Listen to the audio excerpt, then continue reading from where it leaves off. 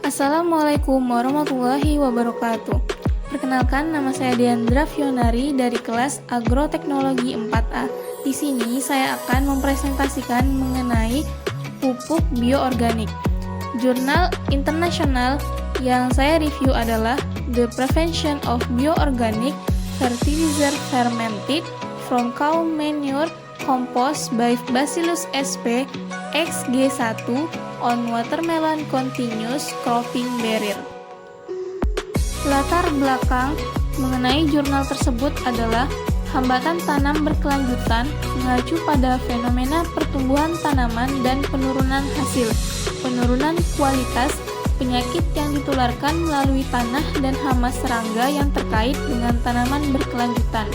Mewujudkan penanaman tanpa hambatan adalah salah satu masalah tersulit dalam industri semangka. Salah satu cara yaitu pengendalian biologis dianggap sebagai sarana perlindungan yang stabil, efisien, dan ramah lingkungan.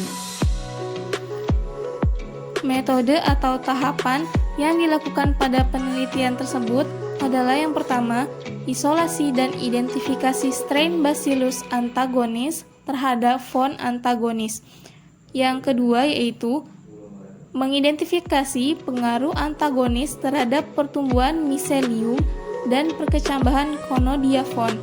Tahapan yang ketiga yaitu promosi pertumbuhan dan investigasi zat promosi di XG1. Dan yang terakhir yaitu investigasi kondisi fermentasi solidaritas state XG1. Ada 5 indikator hasil yang dilihat dari penelitian tersebut, yaitu yang pertama, 1. Isolasi dan identifikasi strain sel dari strain XG1. Yang kedua, yaitu penghambat pertumbuhan miselium dan perkecambahan Conodia oleh XG1. Yang ketiga, yaitu investigasi zat promosi pertumbuhan di XG1. Yang keempat, yaitu persiapan pupuk organik strain. Dan yang kelima, yaitu analisis POT tentang pencegahan penghalang tanaman semangka berkelanjutan dengan pupuk bioorganik.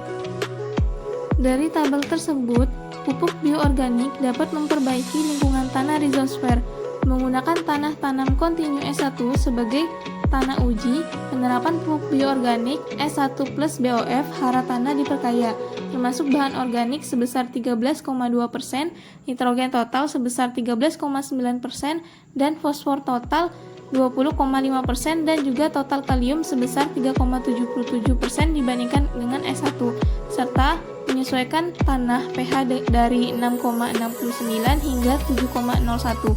Berdasarkan hasil pada tabel, semangka tumbuh subur di bawah aksi bioorganik pupuk, baik di tanah S1 maupun S2.